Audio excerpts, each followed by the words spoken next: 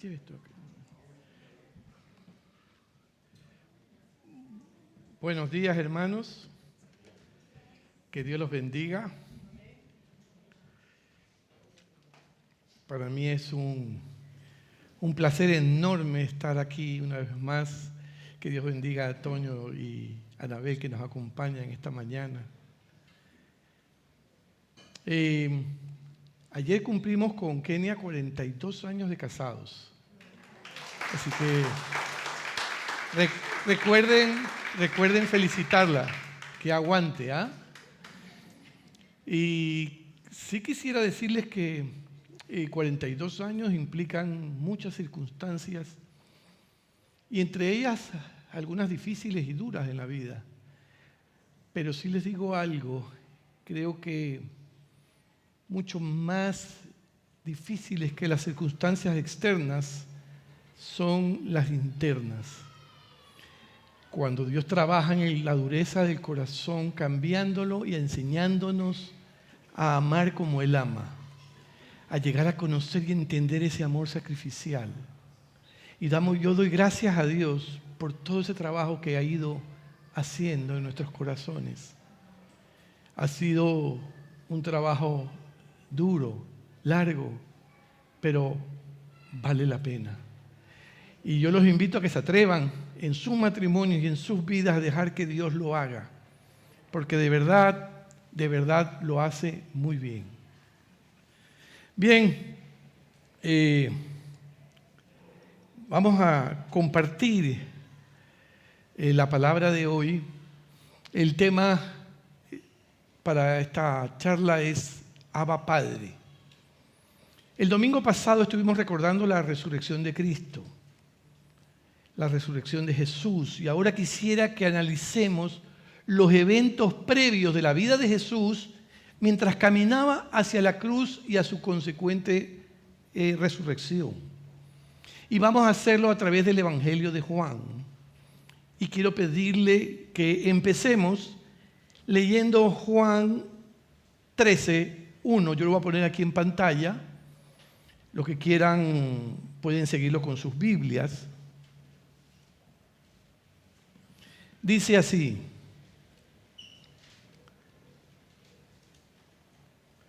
antes de la fiesta de la Pascua, sabiendo Jesús que su hora había llegado para pasar de este mundo al Padre, habiendo amado a los suyos que estaban en el mundo, los amó hasta el fin. Jesús sabía que todo estaba por pasar, que su propósito al venir a este mundo estaba por pasar. Y desde ese momento pasamos a la cena de la Pascua y luego Jesús va a compartir sus palabras finales con los discípulos. Y que eso lo vemos en los capítulos 14, 15 y 16 de Juan. Las últimas intenciones y palabras de Jesús antes de la crucifixión y de su muerte y resurrección. Y después en el capítulo 17, Él ora al Padre. Jesús está consciente de que su hora ha llegado. Jesús está consciente de que pronto va a dejar este mundo. Él va a dejar a los discípulos y por ello se vuelve muy importante para Jesús que los discípulos anticipen y comprendan ciertas cosas. Y Él habla de eso en estos 3 capítulos, en un breve discurso final con ellos que sucede en estos 3 capítulos. Literalmente será la última vez que Él esté con ellos antes de que sea aprehendido en Getsemaní para ser sometido a un juicio falso y luego ser ejecutado en la cruz. Recuerdo que yo tenía alrededor de 5 años cuando mis papás decidieron viajar a Nueva York a visitar a la familia de mi padre. Y nos dejaron a los 7 hijos a cargo de una tía abuela. Pienso que fue durante un mes que se fueron. Puede ser que haya sido mucho más corto, pero los extrañaba de tal manera que me pareció un largo periodo de tiempo.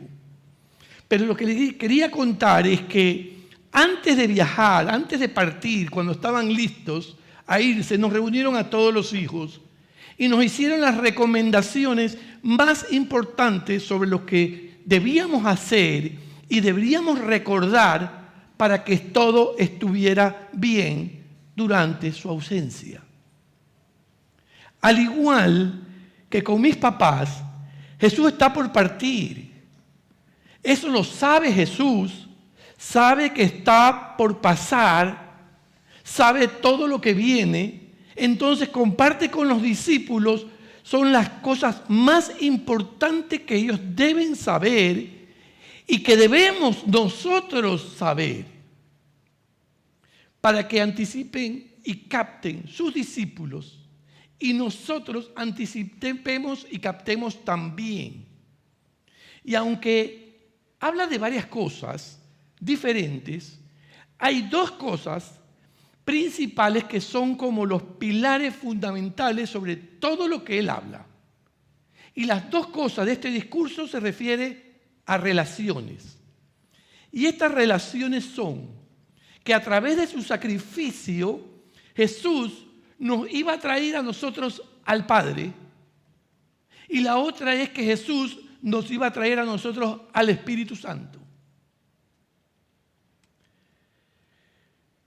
No tenemos tiempo hoy para hablar sobre el Espíritu Santo, pero si ustedes leen por su cuenta el Evangelio de Juan desde el capítulo 13 hasta el capítulo 17, verán que Jesús enseñó que cuando el Espíritu Santo venga, Él nos guiará, Él nos consolará, Él nos fortalecerá, Él nos aconsejará, nos revelará el futuro a nosotros, Él nos recordará la palabra y la obra a través de nosotros que vamos a poder alcanzar a otros en el mundo. En este mundo que está perdido para que ellos conozcan el Evangelio. Cuando vivimos vidas rectas, cuando demostramos la derrota de Satanás al ejercer nuestro derecho de usar el nombre de Jesús, vemos que todo esto sucede con lo que el Espíritu Santo obra en nosotros. Todo eso lo podemos chequear y ver en Juan de 13 al 17. Pero todo eso es materia de otra prédica, así que lo dejaremos para más adelante. Hoy vamos a ver esta otra cosa que Jesús enfatizó una y otra y otra y otra vez en ese breve discurso. Esto es que cuando creemos en Él, somos llevados nosotros a una familia donde tendremos acceso instantáneo a Dios. Pero no solo como Dios, sino como nuestro Padre amoroso. De hecho, desde el capítulo 13 hasta el capítulo 17, Jesús habla del Padre 44 veces en un breve discurso. ¿Cuán importante era el tema del Padre para Jesús? Que los discípulos lo entendieran. Jesús hablando en Juan de 4 del 1 al 3, miren lo que dice. No se turbe su corazón, crean en Dios, crean también en mí. En la casa de mi Padre hay muchas moradas. Si no fuera así, se los hubiera dicho, porque voy a preparar un lugar para ustedes. Y si me voy y les preparo un lugar, vendré otra vez y los tomaré a donde yo voy, para que donde yo esté, allí estén ustedes también. Sé que la imagen de Jesús como hijo de un carpintero nos lleva a veces a ideas de que Jesús ahora está en el cielo con un cinturón de herramientas y construyendo con un martillo y cincel, con ladrillos de oro, nuestras mansiones, nuestras casas, y colocándole pues ventanas de diamante a nuestras casas. De alguna manera a veces nuestra imaginación nos lleva a tener ideas como esa. Pero eso no es lo que Jesús estaba diciendo. Él dijo, en la casa de mi Padre hay muchas moradas. La palabra casa significa hogar o familia. En la casa de mi Padre hay muchas moradas. La palabra morada solo significa lugar de residencia. Jesús continúa diciendo, voy a preparar un lugar para ustedes. Jesús está diciendo, voy a preparar un lugar, voy a preparar una familia para ustedes. Una familia donde Dios es el asombroso jefe del hogar, nuestro Padre. Jesús no está hablando nada de preparar un lugar físico para nosotros. Está hablando de una relación. En otras palabras, dijo, hay mucho espacio en esta familia y voy a prepararles un lugar para ustedes. Porque donde yo estoy, ustedes también estén. Para que donde yo estoy en mi relación con el Padre, ustedes también estén. Que esta misma relación que yo disfruto con el Padre, ustedes también puedan disfrutarla. Así que al ir a la cruz, a la tumba y cuando resucite, prepararé un lugar para ti en la familia de Dios, en esta casa, en este hogar. Y podrás estar con el Padre como yo estoy con el Padre. Eso es lo que Jesús está diciendo. Mire cómo lo dice Juan, lo que dice Juan 14, 4 y 5. Les dice a los discípulos, ustedes ya conocen el camino para ir donde yo voy. Dijo entonces Tomás, Señor, no sabemos a dónde vas, así que, ¿cómo podemos conocer el camino? Básicamente Tomás le está haciendo dos preguntas. ¿A dónde vas y cómo podemos conocer el camino? Es decir, no estamos seguros de cómo llegar allí. Pero Jesús responde a ambas preguntas, sino que lo hace de manera invertida. Primero responde la segunda y después la primera. En Juan 14, 6, en el siguiente versículo lo dice. Jesús le dijo, yo soy el camino, la verdad y la vida. Nadie viene al Padre sino por mí. ¿A dónde vas? Al Padre. ¿Y cuál es el camino? Yo soy el camino. Le está respondiendo las dos preguntas que estaba haciendo Tomás. Jesús no dijo, yo voy al cielo para comenzar la construcción de tu casa. Él dijo, yo voy al Padre y nadie viene al Padre sino a través de mí. Nadie viene al Padre. La palabra griega traducida como al, literalmente significa junto a, al lado del Padre. Significa que nadie viene en proximidad, en una relación cercana e íntima al Padre, si no es a través de Jesús. Si no es a menos que venga a través de mí. Eso es lo que le está diciendo Jesús a los discípulos. Eso es lo que está tratando de transmitirles. Y eso es lo que intenta transmitirnos a nosotros. Ese fue el propósito de la redención. Llevarnos a la familia del Padre. Llevarnos a la proximidad en una relación con nuestro Padre Celestial. Ahora, piensen en la relación que Jesús tuvo con el Padre. Dice,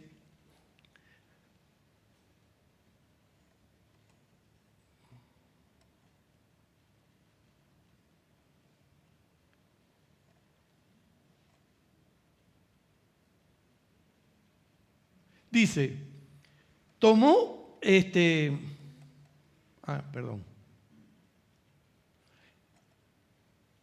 Dice allí, para que donde yo esté, la parte subrayada nada más, para que donde yo esté, allí estén ustedes también. Donde yo estoy, está hablando Jesús, ustedes también estén. Esa relación que yo disfruto quiero que ustedes tengan la misma relación. Piénselo, que siguiendo estas palabras que está diciendo, si yo voy al Padre, yo quiero que ustedes también estén allí con el Padre. Y seguido de eso, podemos ver lo que Jesús habló en Getsemaní, cuando estaba orando con los discípulos. Miren cómo lo dice Marcos 14, 33 al 36. Tomó con él a Pedro, a Jacobo y a Juan y comenzó a afligirse y a angustiarse mucho. Mi alma está muy afligida hasta el punto de la muerte, les dijo. Quédense aquí y velen. Adelantándose un poco, se postró en tierra y oraba que si fuera posible pasara de él aquella hora. Y decía: Abba, Padre, para ti todas las cosas son posibles. Aparta de mí esta copa, pero no sea lo que yo quiero, sino lo que tú quieras. Jesús está en agonía mientras está orando en el jardín. Y su clamor, ¿qué es lo que sale de su corazón? Decirle: Abba, Padre. La palabra Abba significa papito, papá, papito querido. Es la palabra que usaban los niños cuando buscaban los fuertes brazos de su papá para que los proteja. Es buscar cuando el niño buscaba consuelo, cuando los niños buscaban alivio. Le decían papito, Abba. Jesús pudo abandonarse a la voluntad de Dios porque sabía que el Padre lo amaba y lo expresó con la palabra Abba, Padre.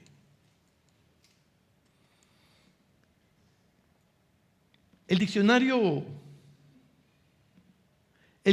griego Vine dice sobre la palabra Abba: es la palabra enmarcada por los labios de los infantes y presagia confianza irrazonable. En el momento más crítico de la vida de Jesús y su ministerio, nunca había estado bajo más presión. En este tiempo de crisis espiritual, emocional y también física, Él se abandona al Padre diciéndole: papito. Mirando atrás la obra terminada de Cristo y lo que tenemos y lo que Él ha provisto, el apóstol Pablo dice las siguientes palabras en Romanos 8:15.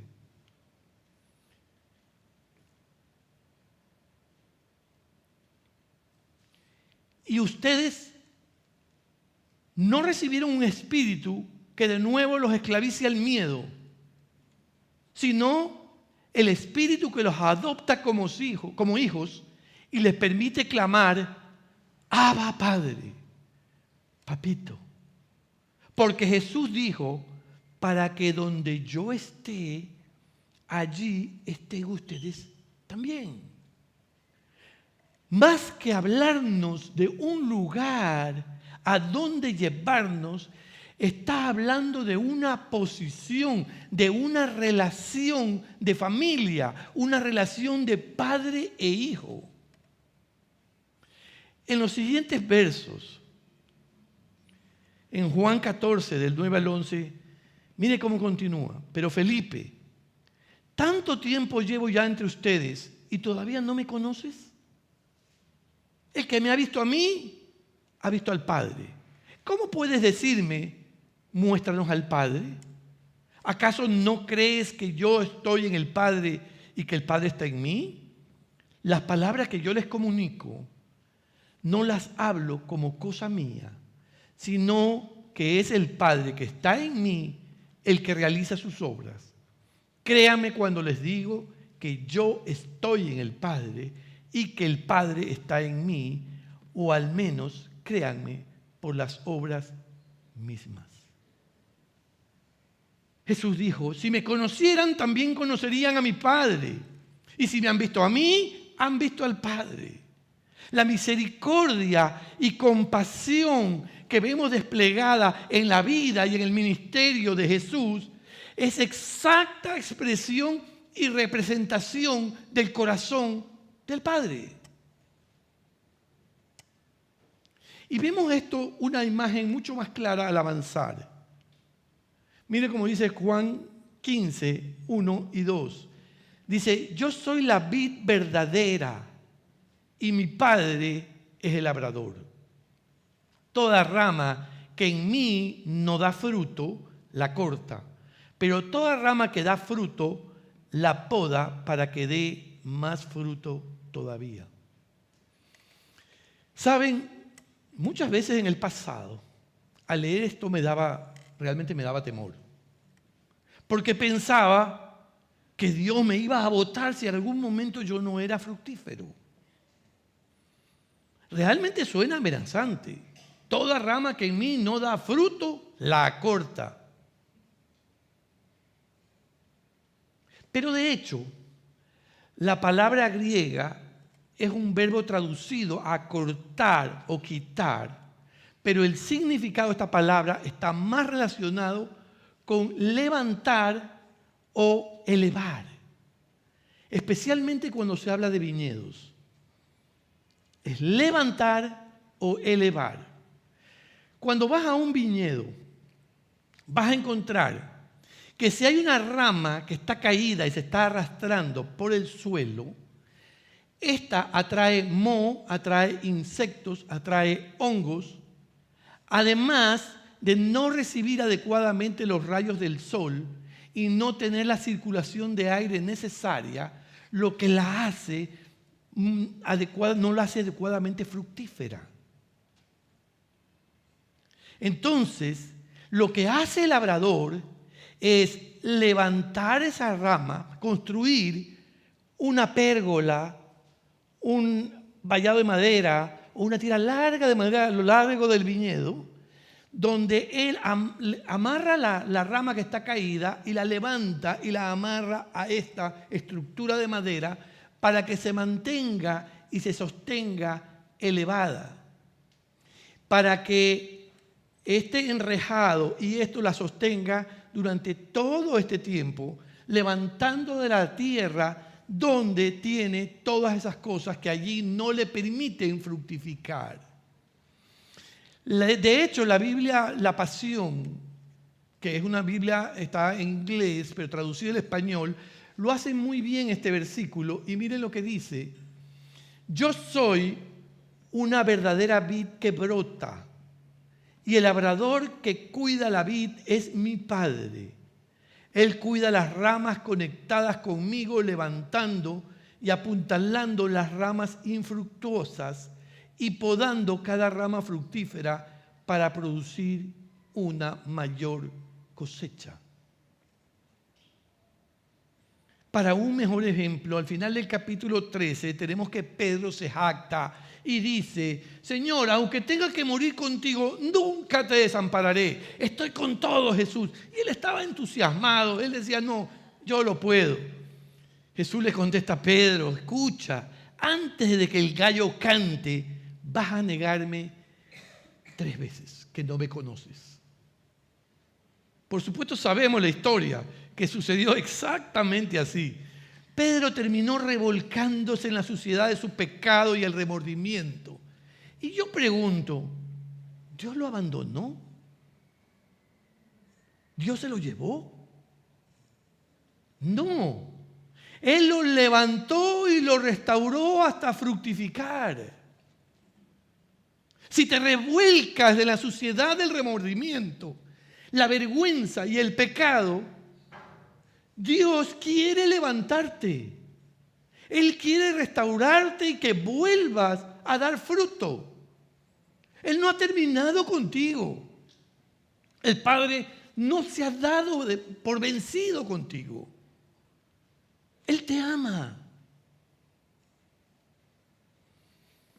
Esto yo lo conté hace varios años. Si has estado con nosotros por bastante tiempo, es probable que lo recuerdes. Mi familia y yo vinimos de Panamá. Venimos a Panamá, desde Ecuador, siguiendo la dirección de Dios. Pero estando en Panamá y cuando muchas cosas no resultaban como pensábamos, terminé apartándome de Dios por algún tiempo. Tiempo suficiente para ver desplomarse todo a mi alrededor. Y cuando no podía más, regresé a Dios buscando su perdón y su misericordia. Una vez de vuelta, quise involucrarme inmediatamente en la vida ministerial evangelizando. Pero tanto el pastor como todas las circunstancias a mi alrededor me lo impedían. El pastor, que es de otra iglesia a la que asistía entonces, me decía que me dedicara a buscar de Dios y no hiciera nada por evangelizar. Pensaba yo que Dios me había desechado. Con mucho dolor le rogaba, le imploraba a Dios que me diera otra oportunidad. Sin embargo, acepté mi situación y empecé a estudiar a fondo la palabra de Dios. Me comía la Biblia a diario y empecé a estudiar y entender los propósitos de Dios para mí. Y eso me hacía enamorarme más y más de Dios. Cuando había pasado ya un par de años, quizá un poco más, yo estaba listo para dedicarme a ser únicamente un estudiante de la palabra de Dios, de por vida. Pero Dios me hizo de nuevo un llamado a servirlo. Y eso me causó una profunda alegría. Fue entonces cuando comprendí que Dios jamás me había desechado. Esa idea no había pasado por su cabeza. Lo que había pasado durante esos 2 años es que Dios me había levantado, me estaba limpiando con su palabra de la inmundicia del pecado y estaba listo nuevamente para fructificar. Me alegro de que Dios no me haya abandonado. Incluso algunos de ustedes son parte del fruto de mi vida cristiana y seguro se alegran conmigo. El Señor me levantó, me limpió y me sostuvo y me ha ayudado a ser fructífero de nuevo. En el versículo 2 de Juan 15 dice: toda rama que da fruto la poda. Es decir, Dios toma las tijeras y corta las cosas innecesarias y dañinas. Las cosas que impiden que fructifiquemos más. Cosas como las malas actitudes, los malos hábitos, los pecados que aún están en nosotros. Escuchen esto. Es importante que ustedes tengan claro esto y aprovecho la oportunidad de hoy para decirlo. Grábenselo. Dios no nos poda a través de enfermedades, accidentes y tragedias. Lo hace a través de su palabra. Repito, Dios no nos poda a través de enfermedades, accidentes y tragedias. Lo hace a través de su palabra. Las ramas que no dan fruto, Él las levanta y las soporta y las ayuda a ser fructíferas. Y las ramas que están dando fruto, Él las poda y lo hace a través de su palabra. En el siguiente versículo, Jesús dijo: ustedes ya están limpios por la palabra que les he comunicado. La palabra traducida como limpio es la misma palabra, idéntica a la palabra traducida por podar en el versículo anterior. Toda rama que da fruto la poda para que dé más fruto todavía. Jesús dijo: ahora son podados por la palabra. La Biblia Amplificada lo expresa así: ustedes ya están limpios y podados por la palabra que les he hablado. Ahora, es realmente desafortunado que a veces tengamos que estar en una crisis antes de que escuchemos y obedezcamos su palabra. Pero es la palabra lo que Dios usa como sus tijeras para podarnos, no la crisis. De hecho, Jesús en su oración al Padre le pide en Juan 17:17, santifícalos en la verdad, tu palabra es la verdad. Santifícalos, apártalos, prepáralos para el servicio y santifícalos a través de tu verdad. Tu palabra es verdad.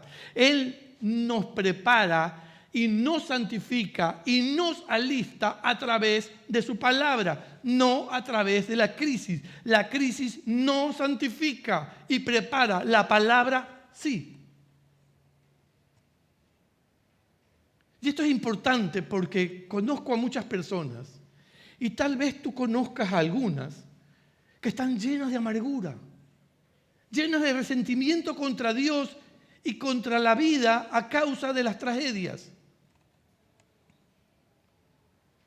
Por la tragedia, ellos no mejoraron, se amargaron. Pero eso sucedió porque es la palabra la que hace el trabajo. Si en una tragedia tú buscas la palabra, Dios usa la palabra para tratar contigo, mejorarte y bendecirte. Si no estás en medio de una crisis o tragedia, Jesús dejó claro también que Él va a usar la palabra, porque la palabra son las tijeras de podar. No es el problema, no es la crisis. Jesús dijo que el Padre poda toda rama que da fruto para que dé más fruto. Y dice, por las palabras son podados. Sé que esto obliga a cambiar la perspectiva de algunos y eso les puede molestar, pero deben superarlo. Y creo que necesitaban escuchar esto. Así también, la palabra que mora en nuestros corazones es la que hace que la oración dé fruto. Miren lo que dice Jesús en Juan 15, 7 y 8. Dice, si permanecen en mí y mis palabras permanecen en ustedes, pidan lo que quieran y se les concederá. Mi Padre es glorificado cuando ustedes dan mucho fruto y muestran así que son mis discípulos. Está hablando del fruto de la oración a través de la palabra. No es solo el hecho de orar lo que da fruto, sino la palabra de Dios que está en nosotros interviene para que la oración dé fruto. Esa es la semilla.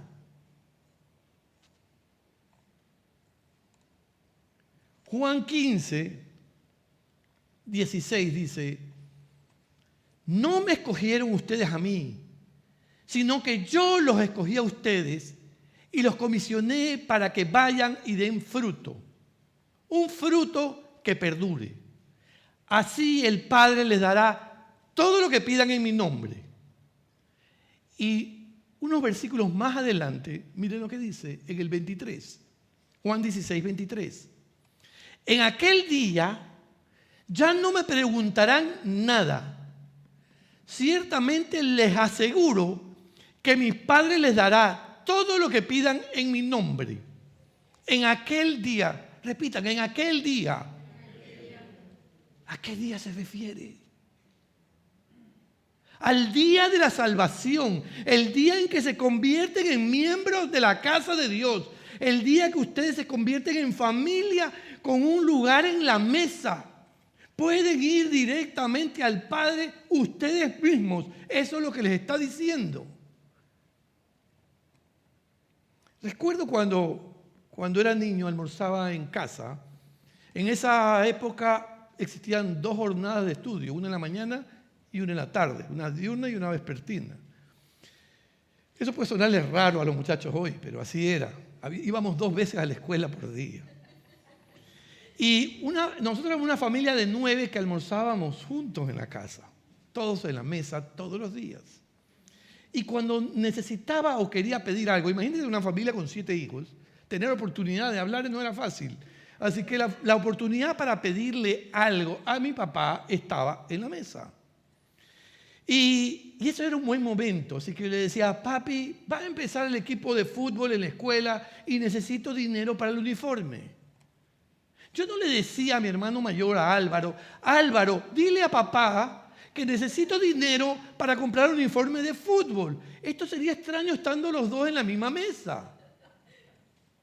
Imagínense ustedes ahora en la mesa celestial.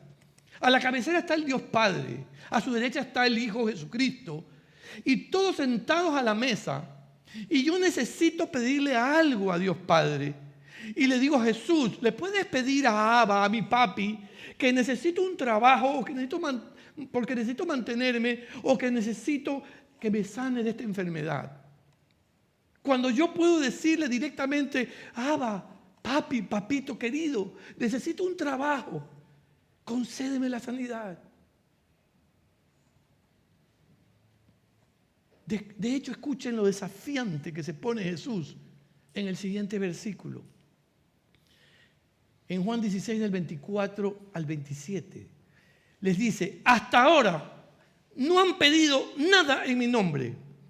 Pidan y recibirán para que su alegría sea completa. Les he dicho todo esto por medio de comparaciones, pero viene la hora. ¿Cuál es la hora? Cuando tenemos la salvación. Pero viene la hora en que ya no les hablaré así, sino que les hablaré claramente acerca de mi Padre. En aquel día, otra vez en aquel día, pedirán en mi nombre, y no digo que voy a rogar por ustedes al Padre. No está diciendo yo digo que voy a rogar, no digo que voy a rogar por ustedes, yo no voy a hacerlo. Ya que el Padre mismo los ama porque me han amado y han creído que yo he venido de parte de Dios. Porque ahora esto es lo que va a pasar. Si ustedes me aman a mí y creen que yo vengo de Dios, entonces esto es lo que va a pasar. La Biblia Amplificada le dice, no necesito ir al Padre. Y después dice, no será necesario que pida al Padre en su nombre. Porque ustedes mismos son familia. Jesús está diciendo, escucha, puedes ir directamente a Dios porque tu Padre te ama. Mientras oraba, Jesús dijo esto en Juan 17, 23. Dice, Padre, tú los has amado como también a mí me has amado. Es difícil para el corazón humano poder asimilar esto. Pero Jesús sufrió por nuestros pecados y murió para llevarnos al Padre, para que podamos conocer al Padre y ser parte de su familia. No como un hijastro que apenas es tolerado. No como un invitado que no deseado, que se ha quedado más tiempo del que debía. No como un extraño, sino como un miembro del hogar, como un hijo dentro de la familia de Dios. Miren cómo lo dice Efesios 2, 1, 19. Dice, por lo tanto, ustedes ya no son extraños ni extranjeros, sino conciudadanos de los santos y miembros de la familia de Dios. La misma palabra griega usada en Juan, donde Jesús dijo, en la casa de mi Padre, en la familia de mi Padre, hay muchas moradas. ¿Te das cuenta, se dan cuenta de lo que Jesús le está diciendo a los discípulos y nos está diciendo a nosotros? Dice Jesús, esta es la razón por la que vine al mundo. Esta es la razón por la que voy a sufrir. Esta es la razón por que iré a la cruz y resucitaré. Es para hacerte un miembro de la familia, para preparar un asiento en la mesa de mi Padre. Que donde yo estoy en la relación con el Padre, puedan estar ustedes también. Porque el Padre los ama tanto como me ama a mí. Y ese día, en el día en que haya terminado la obra, no necesito ir al Padre en tu nombre. Puedes ir tú mismo porque eres miembro de la familia, perteneces a la familia, tienes una silla en la mesa. Todo lo que pidas al Padre en mi nombre, te lo dará. Esto es increíble. Pero por fe es creíble. Escuchen esto y grábenselo bien. El Padre te ama, no menos de lo que ama a Jesús. Dicho de otra manera, el Padre no ama a Jesús más de lo que te ama a ti. Suena atrevido y loco decir eso, pero es lo que Jesús dijo. Y es cierto. Pertenezco a la mesa, no soy un mendigo. Claro que tengo y debemos tener respeto y reverencia por nuestro Padre. Estamos hablando del soberano Dios, creador del universo, que forma las estrellas y las lanza al espacio. Pero para mí, Él también es mi Abba Padre, mi papá, mi papito querido.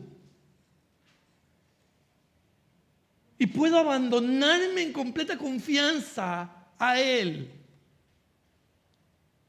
En medio de la peor circunstancia, decirle, papito, aquí estoy en tus brazos, auxíliame. Porque Él es mi papá, porque Él es mi Padre, Él es tu Padre. Por eso Jesús vino.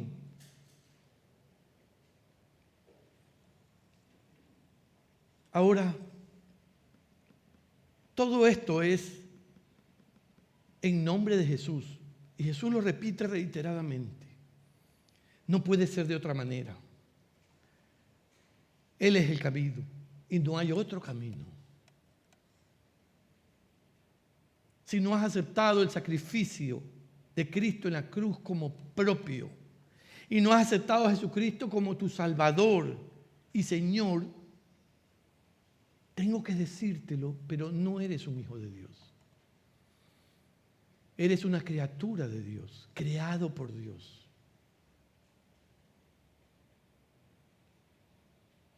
Por eso hoy, si no lo has hecho antes, te invito a aceptar a Jesús como tu Salvador y tu Señor. Y lo hace mediante una declaración del corazón, en una oración que expresa toda la voluntad interior de querer hacerlo. Y no necesitas más. ¿Sabes por qué? Porque Jesús ya lo hizo todo. Todo lo necesario lo hizo Él. Lo hizo en la cruz y luego cuando resucitó, hizo todo lo necesario.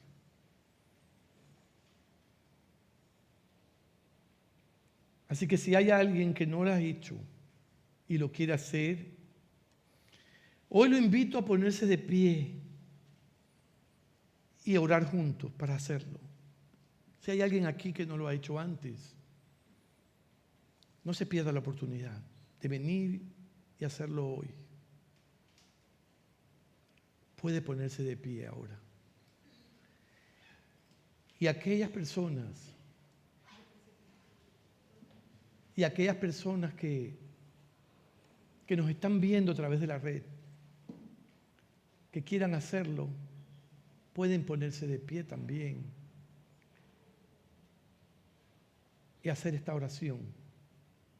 Pero también les pido a los demás que nos levantemos para acompañarlos, porque voy a hacer dos partes en esta oración. La primera para recibir a Jesucristo para aquellos que no lo han hecho antes. Y la segunda parte para buscar a nuestro Abba Padre y que nos ayude a entender lo maravilloso que es lo que Él nos ha propuesto y lo que Él quiere. Que no debemos temor en acercarnos a Él. Por el contrario, Él nos invita a tener una intimidad con Él.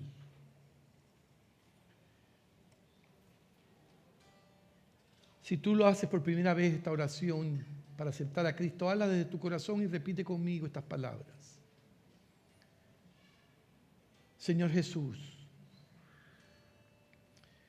en esta hora yo vengo delante de ti, reconociendo que tú eres el Hijo de Dios que vino al mundo, que murió en la cruz por mis pecados y que luego resucitó al tercer día, venciendo la muerte. Y que yo acepto ese sacrificio tuyo como propio. Y acepto el perdón que me ofreces para establecer una relación con Dios como mi Padre. Te pido perdón. Y al mismo tiempo declaro que hoy, a partir de hoy, eres mi Señor y mi Salvador. Y que obedeceré todo lo que tú quieras que yo obedezca. Pero te pido que me llenes de tu Santo Espíritu para poder hacerlo, para que sea quien dirija mi corazón y mi vida a hacer tu voluntad. Porque yo, a partir de hoy, por fe soy miembro de tu familia, Señor, y estoy sentado a tu mesa. Gracias, Padre, y gracias, Jesucristo. Ahora con toda la iglesia, Señor, Abba, Papito querido, a veces cuando vemos tu grandeza, tu soberanía, tu majestad, nos infunde temor, porque nos vemos menos que un grano de polvo en tu presencia. Pero Señor, que esa majestad y reverencia no impida que nosotros veamos no solo a la grandeza del Dios Todopoderoso, sino también que veamos el corazón de un Padre que ama y que nos ama y que se acerca a nosotros y nos dice: ven a mi mesa y ven a estar conmigo, porque yo cuidaré de ti, yo seré tu Dios y tú serás mi siervo, yo seré tu padre y tú serás mi hijo, mi hija. Quizá algunos no hayan tenido una buena relación con sus padres, o no lo hayan conocido, o hayan sido abandonados de alguna manera, pero tú no eres el Padre perfecto, eres el único Padre que no se equivoca, que ama como tú amas. Señor, muéstranos, Abba, Papito, muéstrate en mi corazón y en el corazón de cada uno de nosotros, en toda la ternura de tu amor.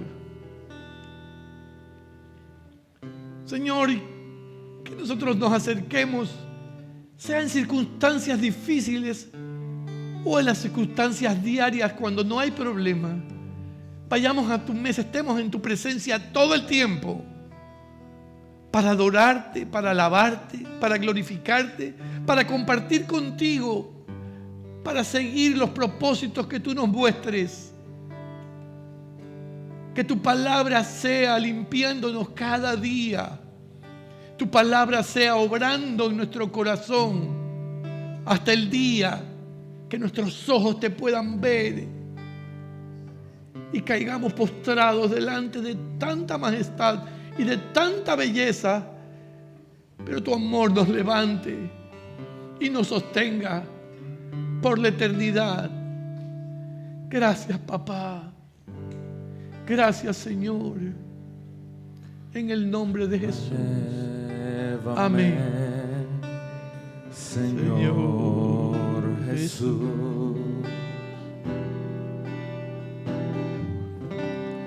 ya no quiero ser igual.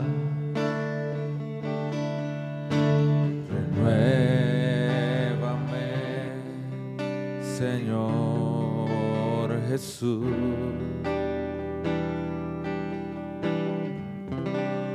Pon en mí tu corazón,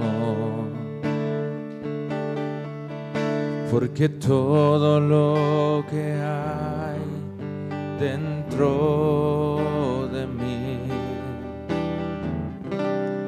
necesita ser cambiado, Señor, porque todo lo que hay dentro de mi corazón necesita más de ti. Una vez más, renuévame.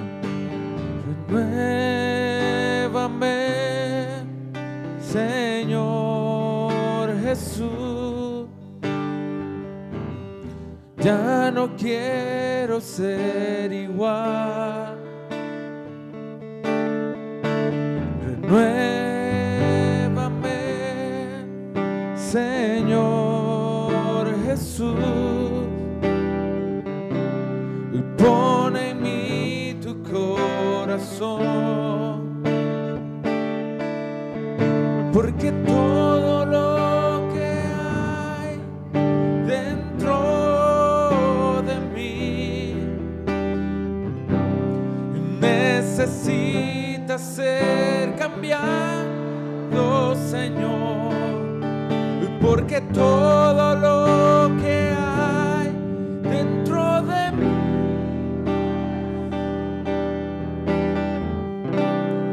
necesita más de ti, porque todo lo que hay, y porque todo lo que hay dentro de mí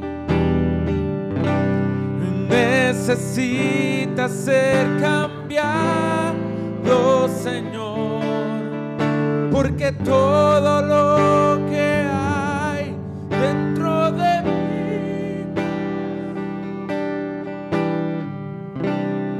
necesita más de ti. Necesita más de ti. Necesita más de ti.